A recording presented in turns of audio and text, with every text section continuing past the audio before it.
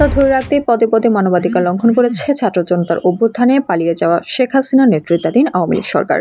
আন্দোলন দমনে অতিরিক্ত শক্তি প্রয়োগ, বিচার বহির্ভূত হত্যা, গণগ্রেফতার, চিকিৎসা সেবায় বাধা, ইন্টারনেট সংযোগ বন্ধ, সাংবাদিক ও সংবাদ মাধ্যমের উপর আক্রমণ, নারী ও শিশুদের লক্ষ্যবস্তু করা সহ গুরুতর মানবাধিকার লঙ্ঘন করেছে স্বৈরাচার সরকার।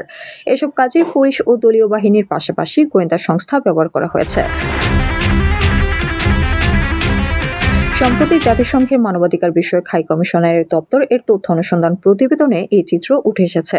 প্রতিবেদন অনুযায়ী আন্দোলনের শুরুর দিকে 15 জুলাই ছাত্রলীগ ও আওয়ামী লীগ সমর্থকরা ঢাকা বিশ্ববিদ্যালয় এলাকায় ছাত্রদের ওপর ধারালো অস্ত্র ও লাঠি দিয়ে আক্রমণ চালান।